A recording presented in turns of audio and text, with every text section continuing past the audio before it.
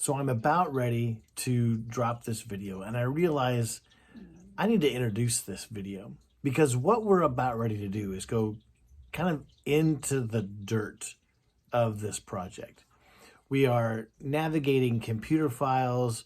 We're going to be navigating through materials and what we want to do here. But the whole purpose of this project is to create something that is engaging, create something that will inspire when we look at the topography of Jerusalem and look at how the city sits on Jerusalem. So we're talking a lot of things about and looking at the computer and all that kind of stuff, all in preparation for something that was remarkable. And I want to be able to say this, that when we were in Israel and we went into the dirt, we were 50 feet under the streets of Jerusalem, walking through ancient roadways, ancient walkways, ancient pathways. We were able to touch parts of the Western Wall that hasn't been touched for thousands of years. And that experience was so profound, even though we were deep and into some caves and caverns. We walked through Hezekiah's tunnel to the pool of Siloam. I was able to experience what the dirt of Jerusalem felt like. And that's what we're doing with this video.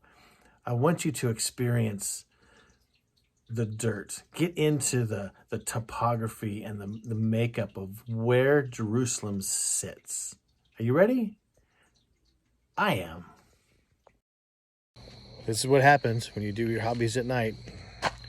Everyone else is in bed and the moon is out and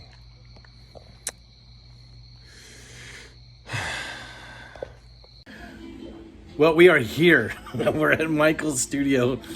Can I call it a studio? Definitely. Yeah. So we're going to take a tour real quick and talk about all of this cool stuff because there is some cool stuff in here. And I want you to see every single inch of this place.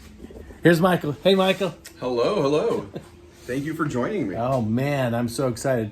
So we've been talking about this. I kind of talked about this about a month ago or so, and we're with other people just really interested in this. And so I'm thankful that you're part of this project. Oh, so. my pleasure. My pleasure. This is going to be fun. So tell me about your shop. Okay, well, so I started doing laser cutting and 3D printing and stuff like that just as a teacher. Mm-hmm. And it kind of expanded out. And my wife finally said you could only bring in as much mass as you take out. Yeah. And so I said, well, maybe I should try selling some stuff. And that's gone up and down. Yep. But it hasn't stopped me from being really creative. And so this is where my wife lets me come in and just get everything out. So I've got a little bit of everything here. I've got woodworking. I've got my huge laser cutter over here. Oh, that's going to be the big thing here. Going to be our friend here, right? So I can cut 2 foot by 3 foot pieces and anything up to metal that'll slice through, and it can engrave even some aluminums and plastics. So, and then over there you can see I've got some of my 3D printers. There's a resin printer up there in the corner. This is a resin printer? No, that's a regular printer. This is like filament, right? Right, filament printer. And like you can see, I have gold filament in that one right now. And then this the is big thing right now is all those little miniatures. The miniatures and the dragon that articulates. Yes. Yeah, and I've got some of that stuff over here actually. Oh. And then we've got the resin printer. Nice. And so this is the thing, it starts out with that liquid and then it pulls it up into the different pieces. Oh, wow. Stuff we can do. And the resin, and as well as the acrylic or the filament, you can print with hinges already inside, like stuff inside them. You just break it loose. Yep, break it loose, and you can make it do some really cool stuff. That's cool. In there, one of the most intricate pieces I've gotten so far are these wings, where you can see all the separate little feathers and everything on them. What?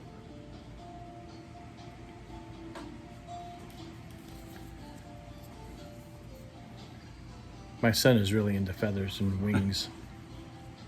That's cool. Well, that's actually from a part of a griffin. And so it's a jade griffin that I printed out with all the pieces and everything. And then, of course, with the laser cutter, let's go where the light's a little bit better. Sure. And so you can take materials, and so I found some drawings, and then an inventor went in there and did the vector drawing, and so made your own little books. And so Whoa. and then And so it's got you the whole can- texture and stuff in Yeah, there. I can feel that. You know, if you can see it. Yeah, and you can tell your laser printer cutter to how far to go in. Yeah, kind yeah, of, sort of. exactly. And this is actually from Hero Forge, where you can make your own 3D prints that you laser cut and stuff. I'm doing a lot of stuff on Hero So- Forge. Matter so- of fact, I still gotta send you some files because I made some things for Christmas Yes. for our staff. And so, like the pictures you get from your thing, where Yeah. you before you actually get the file, that's where I got this. And so this is actually one of those pictures. Oh yeah. And so I took the picture and then I just tweaked it a little bit and turned it into an SVG file and then cut it into the material. So like if you wanted to make boxes for your friends for the things that you might be giving them, you can make a box with the thing on it and then they open it up. And That it's would be a 3D nice. model. And then of course the same thing with the acrylics, like Steve saw earlier, we can do. Yeah, these are really cool. So I can feel the printing on the back. So you had the design so that you could be held like that. I Like just an actual inverted the palette. image. So you can still have a cleanable palette. I love it. And even failed prints. So like this would be something that printed up on the line, the filament one. And it was a failed piece, but I turned it into a thing to hold all my Yeah, pencils. no such thing as a failed piece, right? Yeah, exactly. And some of the things that I hold in those, so like the finished one. Oh, they're scroll holders. Yep. So scroll cases. What? And so just like with the like Israelites and stuff like that, Yeah. would have kept all their scrolls. Yeah. The Dead Sea Scrolls would have been in something like this. Look at that. And in school, I teach my kids how to do Cartography. cartography.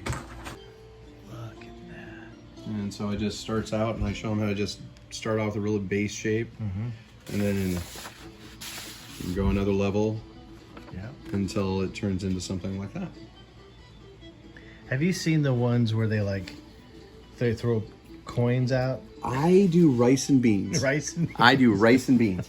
So I get rice and beans, throw them down there, and I just move it around a little bit, and then I just trace it. Yep. And that's how it starts out. So, and I mean, eventually you get to the part where you're creative enough, you can just kind of do it. But sometimes it's just nice to have something to take one element of the creative process out of your own hands. Yeah. And just let chance Yeah. take it in there. And this, of course, is an example of what you can do with the 3D printer as well. This whole lighting area here. And so it's actually something I found on Thingiverse, printed out the pieces. And then the heat from the summer has actually made the LEDs kind of slip out of place. Sure. So I'll have to figure out something with that. But yeah, so literally the imagination is just the beginning of the limit.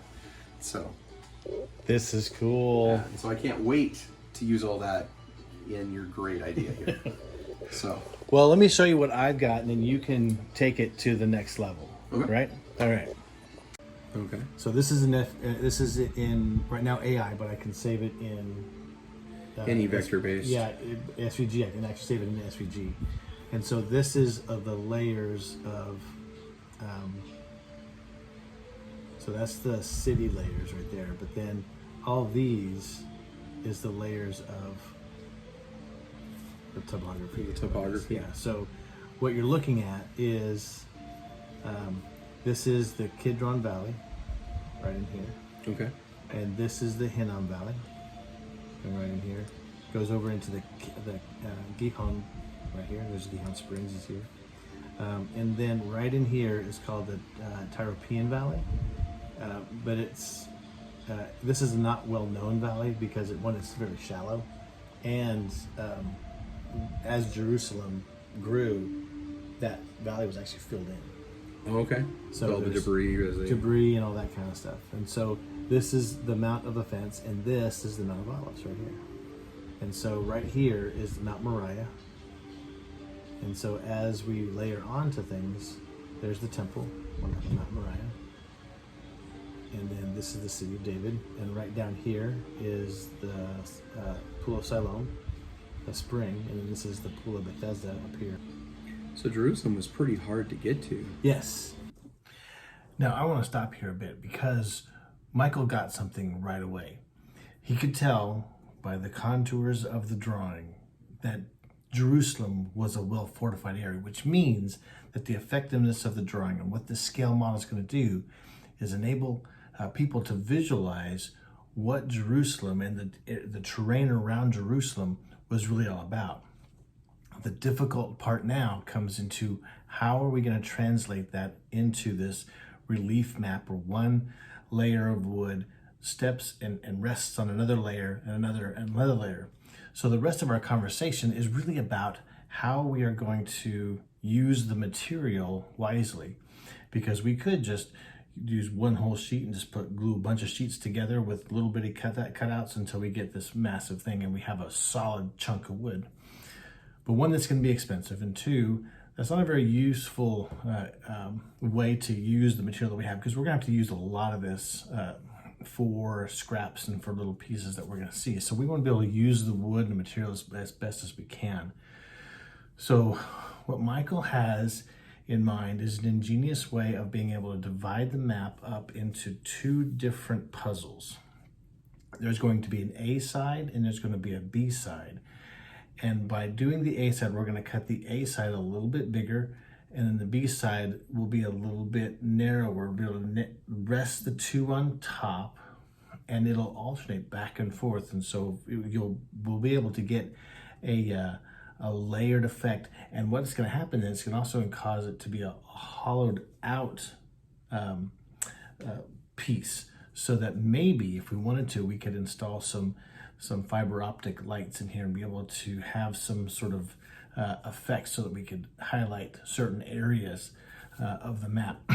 So there's a lot of things we can do with this, but the ingenious thing that Michael's just describing, and it's kind of hard for me to wrap my mind around it, by layering a layer A and a layer B and a layer A and a layer B and a layer A and a layer B, and how that's going to alternate.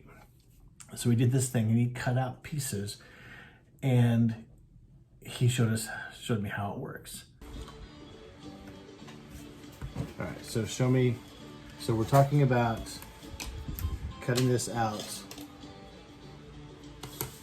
as economic as possible. So there's two sheets of wood. Right, and so we have this being your first cut, but that first cut, it has to actually be a little bit bigger than that. Yep. So we would draw this line on it. That'd be a line drawn on it. And then the laser cut would actually be out to there. Okay, and so that would be the laser cut, and so that one would come out of there, and that piece just wouldn't be there because you've already cut that out. That B1 would rest on top of that line that you laser cut out, and you see, and you're starting your valley. That is so weird. So let me see that. I would have. This is tricking my brain. So this is lower. This is the bottom. Second piece goes here. You would still laser engrave the border, so you knew where to stack the next one, the next line. Oh yeah. So on this piece. So on this piece here, we would cut this out. Right. Right. But the next piece would be on it as an engrave. You would laser that piece. So we knew where exactly the next one should go. That's brilliant. Okay. And that way, that's you're asking how you knew where each piece went, because the next piece is going to be that exact shape. And to me, this are we wasting a ton of this extra material? Well, the truth of the matter is, this wasted material we could probably use, and we can laser cut out those separate individual pieces. Okay. I want to make sure I get all my questions. Yeah. So the only other question would be, you want to keep it to a 30-inch by 30-inch thing. Yes. And so that'll fit perfectly inside that because it's a 36-inch. Right. So it's definitely within the framework. We'll just cut it in half, and so I'll cut my segments out at 30 by 15. So what is it? 36 by what? 36 by 24. So 24. So if I could find 6 inches to cut off here, it would be a lot easier, wouldn't it? Well, if you did, but like I said, yes. The short answer is yes. The short answer is yes. Would you rather that? Because really, there's not a whole lot of information. No, you're not losing much. Okay, so And so each of these layers, if you looked at the layers individually, there's not one of them that wouldn't entirely fit inside the 24 by 36 area. what if we did 24 by 30?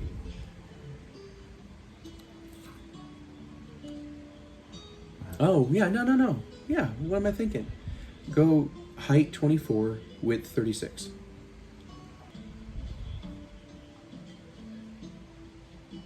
Okay, now slide it all the way to the right. Yeah, There you go. yeah. Problem solved. Yeah, Because we don't need all this stuff here. there you go. And this, And if you wanted to, you could turn that side. You could make it as a side thing with your title and all your information and stuff like the that. star, the rose, and all that. Yeah. I like our new thought of having this cutting all this off, because what this in this is this is just flat hillside. All this right here, flat hillside. But this is dynamic.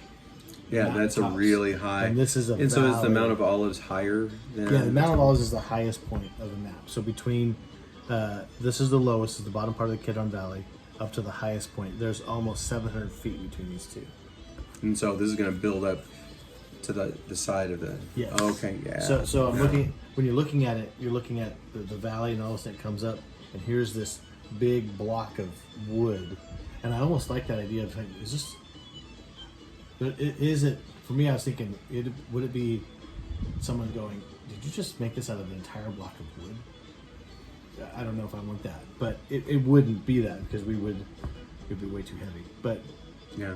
But then cutting it off here, this valley, the Hinnom Valley right here, it would go right up to the edge of that structure. Would look really cool. Versus here, it'd go up and then it'd lose some of that dynamicness by just being flat right here.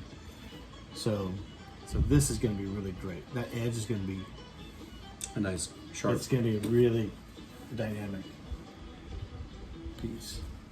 Yep. And then, like you said, by having that there, also you're hiding all the layers underneath. Mm-hmm. If we wanted to go the route of putting some little circuitry and lights and stuff in it. Right. Because I'm willing to do this.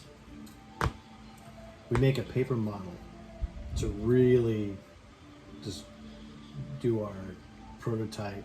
Mm-hmm. How are we gonna mount these things? How are we gonna do these things? And then make another model out of this. All right, I love what we've done. Yeah, it's great. Let's go. Great. Let's go.